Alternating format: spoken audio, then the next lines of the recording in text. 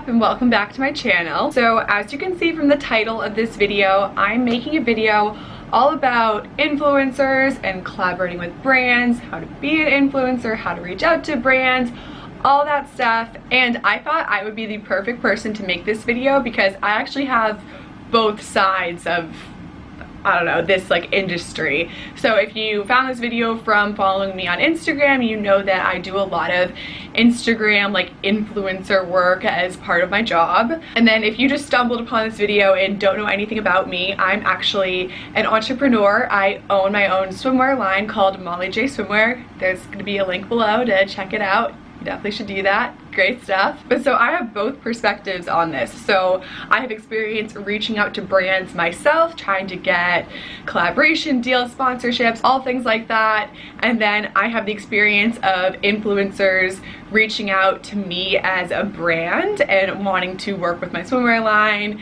wanting to get free suits, wanting to get paid, everything. So I thought I'd make a video about how to approach brands the right way because I have experience doing that and I've experienced getting some really horrible DMs and just not truly believing an influencer when they say they're interested in working with me. So we're just gonna dive right into the video. I wrote down all my best tips and yeah, let's just get started. So my number one tip, if you are an influencer trying to get brand deals and you really want to work with a company, you have to engage with their content before you just DM them. This is one thing that drives me crazy.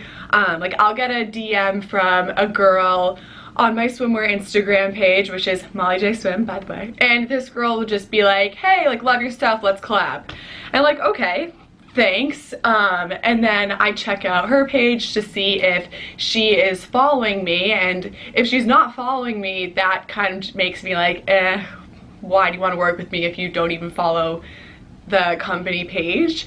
And then if they've like never engaged in the content, never liked an Instagram post, those are major like red flags that I think really kind of turns a brand off. I think if it's like a huge massive brand that does like collaborations all the time, they're not really gonna care so much about this. But I think if it's a smaller new brand that you're trying to work with, you really have to engage with their content before. You have to show the brand that you actually like their stuff. Because I know for me, I don't want to give a suit to a girl who's just trying to get a free suit and then like maybe we'll post one picture, one story, whatever. That's not really gonna help me. I want someone who's actually truly loves the product and is going to make like multiple posts because it's authentic and it's real. It's not just like a hashtag ad, you know? Like it needs to come off more like relatable and authentic. So that was my first major tip. Actually engage with the company and be a fan before you try to collaborate. So my second major tip is to do your research.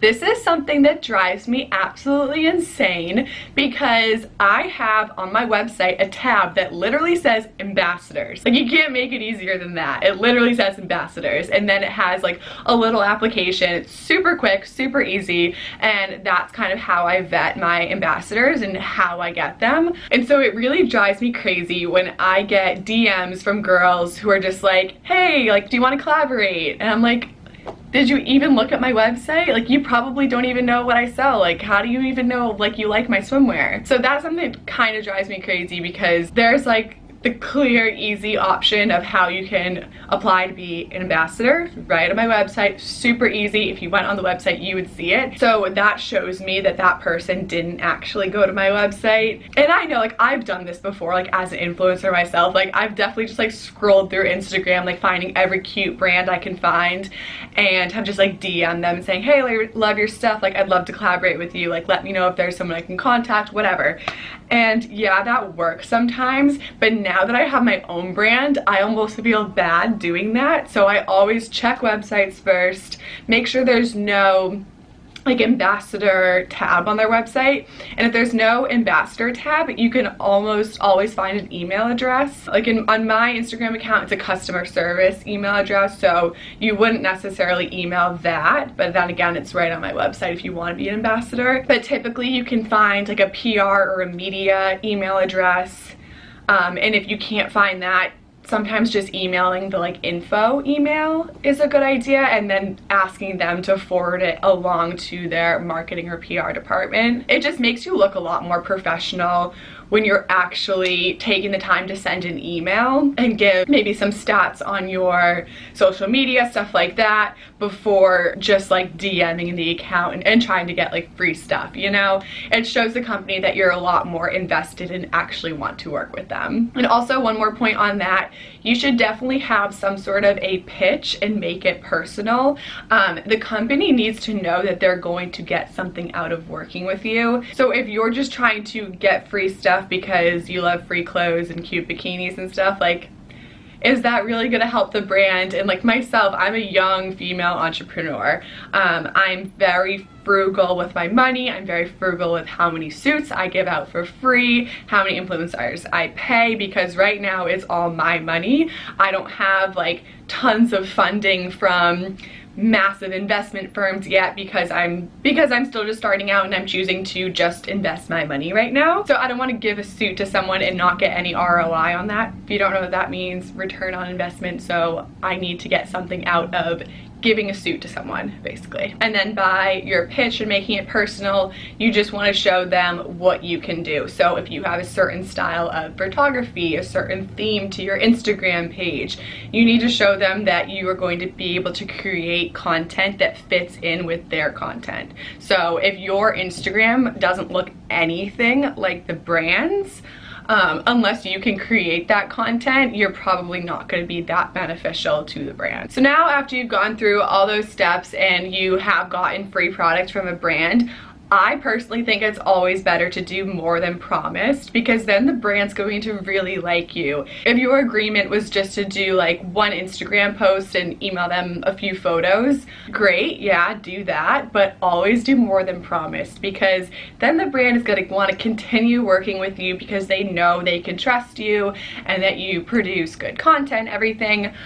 So I always think that's a really good tip. I always do that with brands because you want to make a good first impression, and I think that really helps. And also, this kind of plays off the first tip, but once you do receive that free product or paid, whatever your agreement was with the brand, you have to stay like engaged in the community of that brand after you receive that product.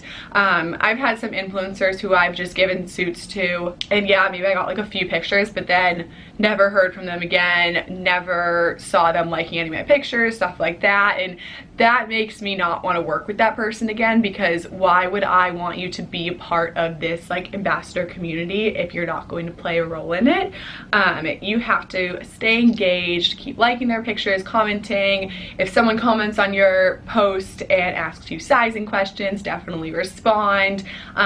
Just play like an active role in the community. So another topic that I wanted to touch on in this is, if you don't have a big social media following and you want to become an influencer or grow that following, it's all about content. It's all about engaging with your fans, engaging with other accounts, playing a very active role in the social media community. It also is still possible to collaborate with brands if you don't have a massive following. Like I personally, I have like 50,000 followers.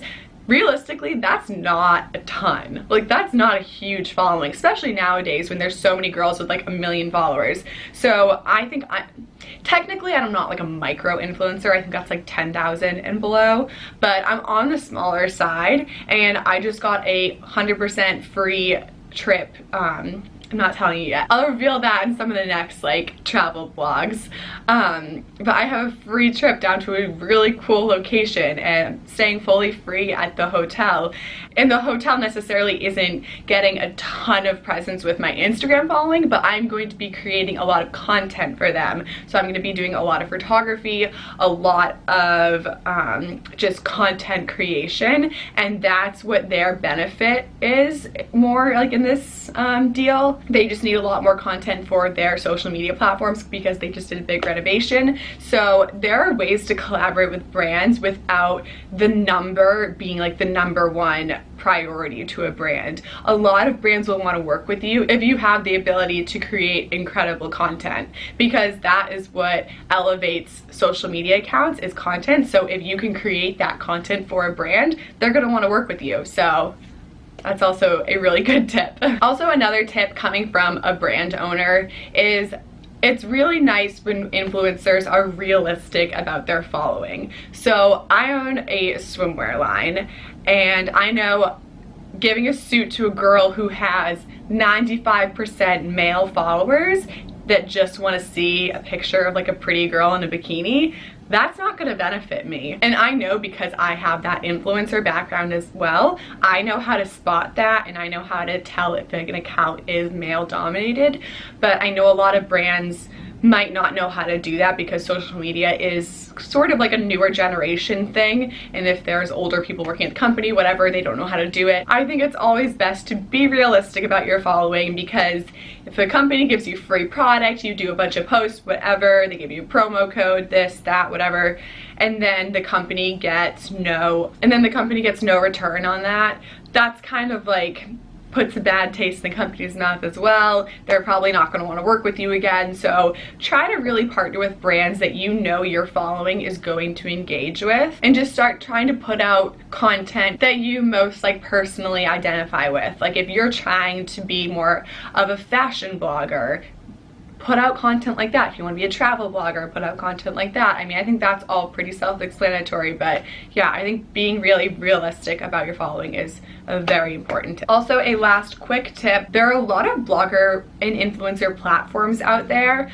Like I've used one in the past called Brand Snob, and that one's really awesome. It connects brands with influencers, and they have paid jobs and non-paid jobs that are just like gifting, and that's a really good way to connect with brands without having to like search all over Instagram and stuff like that. So that one, and Influencer Co is another one, influencer.co.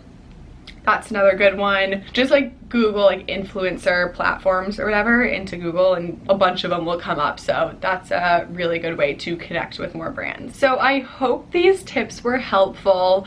Basically, at the end of the day, it's just being an engaged, active Instagrammer, social media person, whatever you want to call it.